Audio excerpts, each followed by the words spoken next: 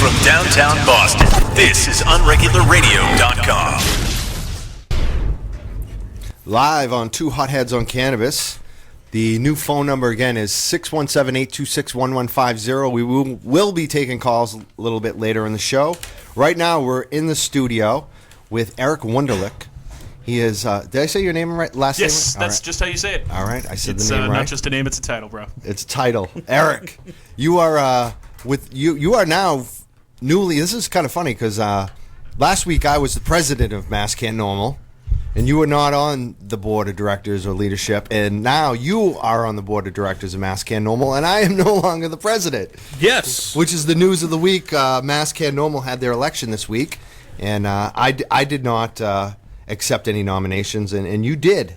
And so you're I did. I told all of my friends and the people who I've been working with, at MassCann and Mass Patients and all the other organizations that I'm involved with. And I said, if you're going to nominate me, then I will. If you're going to give me the honor of nominating me, then I will give you the honor of saying yes, and I will run and I will do what people want me to do.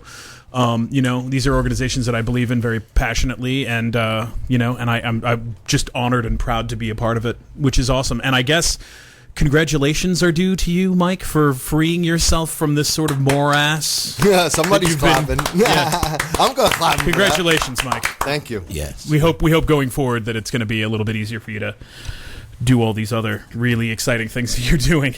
Yeah, it's already a little bit easier. I can feel it. Speaking of yourself and your involvement, you're involved in a lot of different organizations.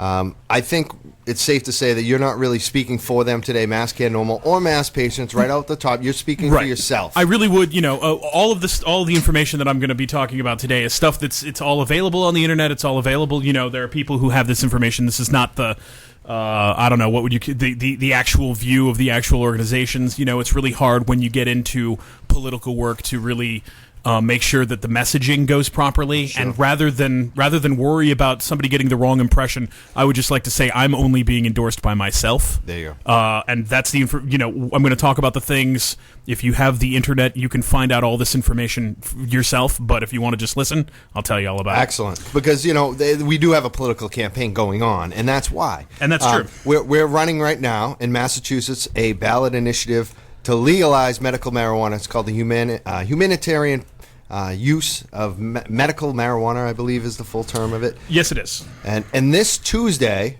there's a hearing at the State House. Tuesday at 10:30 a.m. until approximately, because usually people show up and really are passionate about this, but until about 2:30 in the Gardner Room, which is the biggest hearing room at the State House. I believe it's on the second floor. However, if you ask a page when you walk through the door, they'll tell you for sure.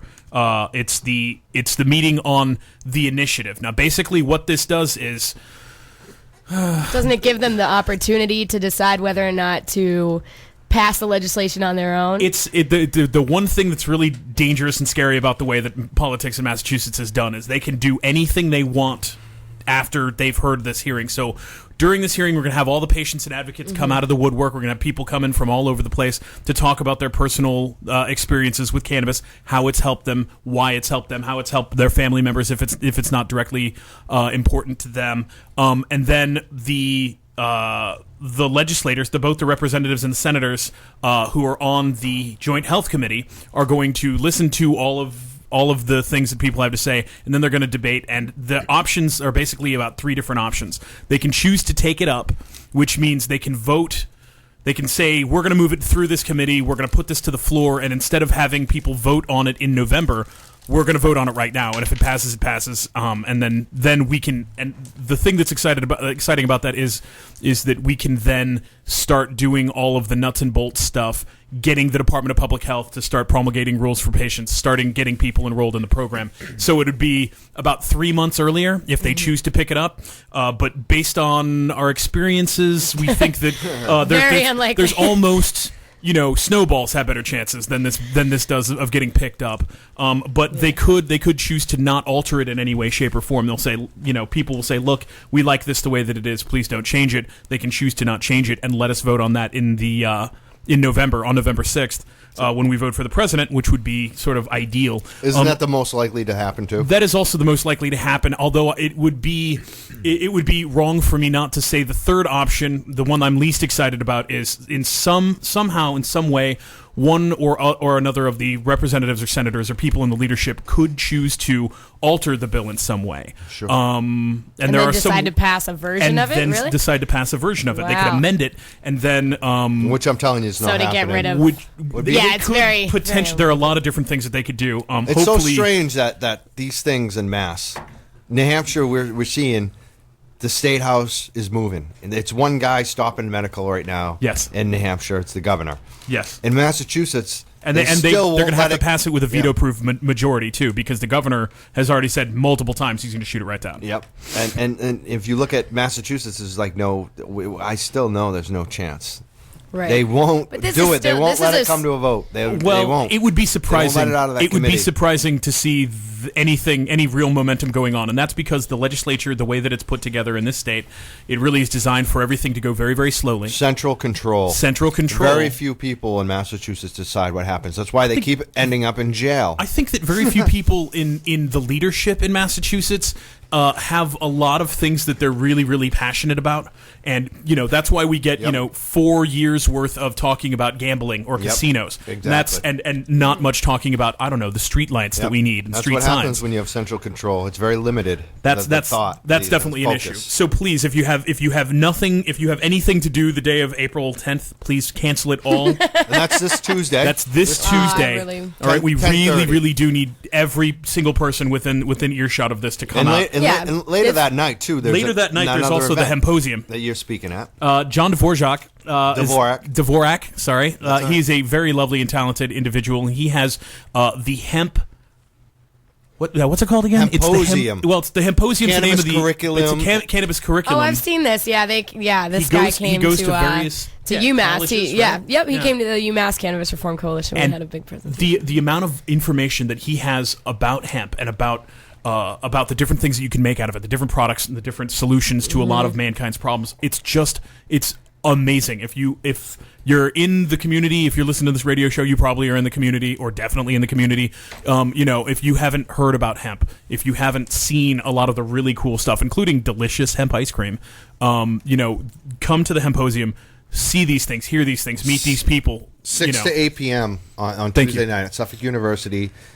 It's right there on Temple Street. I think it's the McDonough building. It's a lot of speakers. You have university speakers. Jeff Morris is speaking, who's newly elected on the MassCann NORML board, the founder of Suffolk NORML. The president, Sean McSoley, is speaking. Matt Anders is speaking. Representatives from other local universities, SSDP chapters, they're speaking as well. John Dvorak speaking. And Erik, you're speaking as well, right? I'm lucky enough to be speaking there. I'm going to be testifying in the afternoon, and then I'm going to go directly to Suffolk to do my little bit, and then and talk to some of these other speakers and just listen to these inspirational other figures within our community. And that's really the thing that I have found in the years that I've been doing all of this work, is that there's a lot of people who are really talented, who are out there, who have really good things to say, if only we would listen. And so if you're in this, if you are a casual smoker, or if you are a medical patient, or if there's some reason why you're into this, I think that going to more of these events is going to help everybody. Oh, it makes a big difference. It really That's how does. you meet people. That's how you get things done. This is where the networking, synergy happens. That's exactly right. And this is definitely one that's worth going to. I've been to it before. It's when you say it's a lot of information, it seems like, well, maybe that's not going to be that entertaining. I tell you, John is amazing, hilarious, and the amount of information you're going to come out of it, it's not going to feel like a lecture. You're going to be like, wow. That's just it's tomorrow. The future is now. We really can do these things. Speaking of pretty that, amazing. we can do things. I was gonna say. I mean, speaking of that, both November is the chance that we have to make medical marijuana legal in Massachusetts. That's exactly First right. of all, I think it's very likely that it's going to pass. I want to know what your thoughts are on that, and what does Massachusetts look like? What does Massachusetts look like with legalized medical marijuana? Speaking of that too, I want you to speak on specifically. There was a poll that came out recently. It's a public policy PP. I think it's PPP. PPP, Public Policing Partners. Polling, yeah. Polling, that right. group there. They came out with a poll that said 53 to 35% margin for medical marijuana. 53 support, 35. It shows some caving compared to what past polls are like 70%, 60%. Right. I saw the same thing happen with decrim. The thing It started to go down until the $1 million TV ads came on. Right. When you show those police officers on all those radio ads and TV ads, suddenly the number was 65-35. Right. Is that what do you think? I Well, mean, it really is a sort of a tough thing to predict, because all these polls, you can take 10 polls a day. They're all going to say something different depending on how you construct it. My issue with the PPP poll that came out most recently is really, I thought the margin of error was a little bigger than it should have been, somewhere around 8.5, and that's frankly too big a margin for most of these things. And also, I thought the sample size was a little on the small side. A lot of the internal polling that we've been taking a look at has been consistently 60 plus, 62 to 68. Good. I've seen some as high as 82. Those are the numbers you want for a ballot initiative. Exactly That's what right. you want to 60. have. That's Anything really at the 60, butter zone. Is 60 you've and got to up. hit 60 and up. And I've seen something as high as 80. Now, it's a really well constructed set of questions, but 80% of the people in this state think that it's safe enough to give to people who need it. Good. I think that with the campaign that the campaign that's being run for the initiative is very very well engineered. It's very very smart. There's a lot of good that's coming from it, and I think it's gonna show us some really really good results. The only thing that really is important is these things cost money. We need manpower, women power. We need people answering phones, making phone calls, talking to their neighbors and their family and their doctors and everybody they can about why this is something that's important. If you look back 2 years ago, the concept that all of New England except for Massachusetts would have something like a medical program, and that Massachusetts would get the opportunity to join them in just a few short months, I think probably everybody would have told you that you were crazy. This really is sort of a Cinderella story. That's happening, and I know it's not full legalization, but frankly, there are people who need this today. There are people who are going to die by the time this thing actually gets ramped up, and that's really the thing. I know. That's I'm talking to someone That's why right we're now doing the work we're doing. It's so heartbreaking. They're asking about getting medical, to get a medical license, whatever we're calling them in Maine. Yeah, and living in Mass. A and card, it's like, right? Yeah, they're looking for a card, and it's like, Jesus Christ. I mean, it's such a bad situation. You can't say wait till January. No, well, you really Some can't. people can't. The thing is in no other place in the world do they say, oh, you need chemotherapy, you're going to have to move to Oregon. Yeah. Or, oh, you need a heart transplant, I guess you're going to have to move to Michigan. Or, oh, well, you need dialysis every single day. You've got to go to, if you're a resident of Ohio, you can have that. But if you're not, well, I guess you're going to have to die then. I know. And that's fundamentally, that's what this issue is about.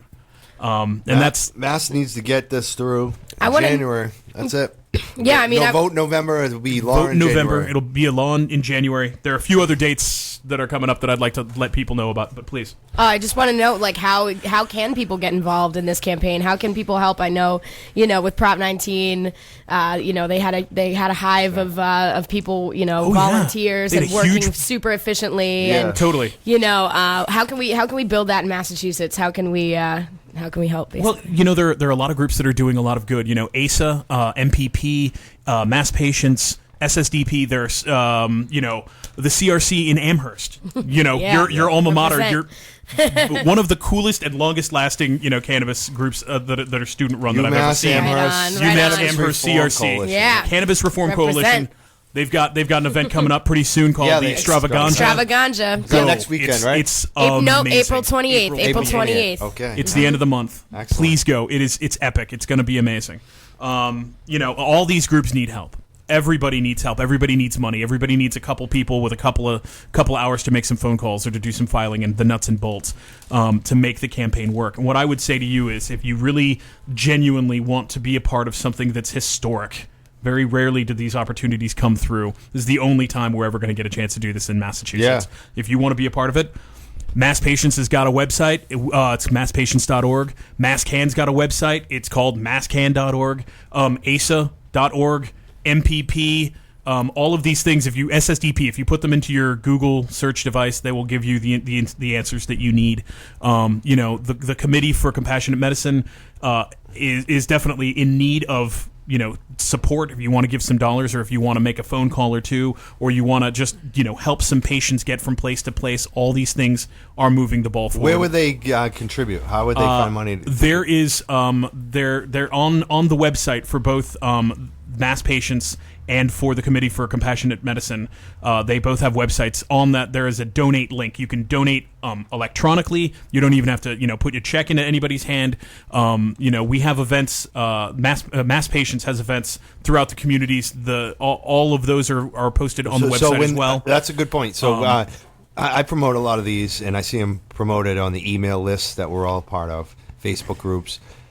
These events that you're doing with mass patients right now, where you go to Brockton or Weymouth or Lynn all over the state, people can donate right there. They can Absolutely. write a check. They can bring some money. You could put a quarter in my hand. I promise it will go into the initiative. Excellent. And the thing that everybody, in politics, people really want to focus on the big donors. The people who give $10,000 or $100,000 or $1 million. That's really not the important part. The important part for us is that someone somewhere is helping. So your quarter is just as important as somebody else's $20 or somebody else's $1,000. Every little bit of help can help, even if it's just 5 minutes at a time, to help us reach out to let a patient know that they're not alone. Excellent. And I got another question for you today. PPQs. Some of us are working on them. Some of us are not. Some of us are undecided. I know Heather's going to be working on them. Yeah, this is Heather's like, I think Heather. Question. Let me say this though. The attitude in the room got really still. All of a sudden, everybody's like chilling out, having a good time. All right, this is a very interesting topic. This is supposed to be the gotcha question. A lot of people don't know what's going on out there. So public policy questions are little mini polls that are put on the ballot to try to gauge public support for a subject. And legalization is what everyone's talking about doing PPQs on. We've done them in the past. This lays the groundwork for decrim. It's laid the groundwork for medical now, and legal's next. So there's a campaign to do more of them. Some people are saying maybe we shouldn't do them because of medical marijuana initiative. It could confuse people. It might not help the vote on that as much. Heather's doing them. She always collects signatures. I support anything Heather does. So that's I support medical as well. I was collecting signatures for that too. And Heather collected a lot of signatures. I saw her. And we're going to be collecting another set of signatures coming forward. Actually. I'll be there. So what do you think, Eric? What do I think about the PPQs? NORML board member. As a MassCann NORML board member. Do you think that MassCann should be part of the campaign? Well, he really is. Or how you feeling about it? Do you think people independently should do it? How do you? I think my feelings on this is they've evolved over the last few months. I've been really thinking very hard about whether they really hold a lot of weight, whether they carry a lot of weight. I'm sorry. I think they do. You know why? I think in the press, the results, they're published everywhere in every newspaper. That has weight. That's true. But it sort of... people see it. Everyone that votes sees that. It also... I'm sorry. Go ahead. No, it's okay. It really, what it comes down to for me is, while they're novel and awesome, and it's great that it's a great mechanism that we have, I'm not convinced that telling somebody over and over and over again the same thing is going to make them change their minds. Now, according to my numbers, we've got 20 years with the PPQs, legal, medical, decrim, the whole shebang. And they haven't really, while they've gotten a little bit of press, and that's important, I'm not convinced that it's done as much good as it has. It's just sort of another mechanism by which we could I think you had a good point, to. and then you went too far. Well, I think it. Do I get to say anything here? Yeah, you do. Heather, go ahead. It's your show. Go ahead, Heather. No, I mean, I kind of agree with you in a sense, but I have to say though that this particular time we are poised to actually be one of the next states to legalize marijuana in Massachusetts. I mean, it seems like I'm already saying that, I'm not collecting signatures for it. I feel like it's something that is very tangible, and it's going to happen. I know that there's like there is some sort of hesitation around distracting like the message, but it's all part. I feel like it's all part of the same message. It's all part of the same momentum. We're all going in the same ultimate direction, which is full legalization. I mean, everything, everything that we can possibly do, every avenue we can possibly take to maybe just stick our hand out a little bit farther. For like you said, I mean, it comes down to the funding. It comes down to who's gonna get that money, who's gonna, and really, I mean, that's how you do it. You have to try everything you possibly can. Totally. And what we would be doing is targeting specific places that like right around Boston to show like this is the core of Massachusetts, and we're and I ready think the to most. do it. I mean, from what I hear too on that, what you said, Heather, is the core of Boston. That they're the most plugged in people too. Somerville, Cambridge. These people know what's going on. They know. I'm convinced that is a very good strategy too. I like it. Go ahead, Eric. It really comes down to. It comes down to what we really think it's going to do. If we think that letting politicians know that the people of Massachusetts support cannabis, I think that point's already been abundantly made clear. Yeah. However, if it's to put a little bit of pressure or it's to show something that we haven't seen before, there can be some positive that come out of that. But I would hate for, and this is just in the very extreme long shot, I would hate for medical legal to not get passed because people got confused. It's not the me, the you, everybody sitting in the room that we need to worry about. It's the people who are going to be voting. And as we all know, we lived through the Bush years. We know people sometimes make poor choices at the voting booth. And I'm not convinced that a PPQ is going to help or hurt. But if it's possibly going to make people confused, I think it could confuse a small amount of people. So that like. If the number, let's say, was 65%, where it should have been, maybe it got 64. That to me wouldn't be that wouldn't be a big enough difference. Yeah. But if if it's a squeaker, every percentage point counts, every vote counts.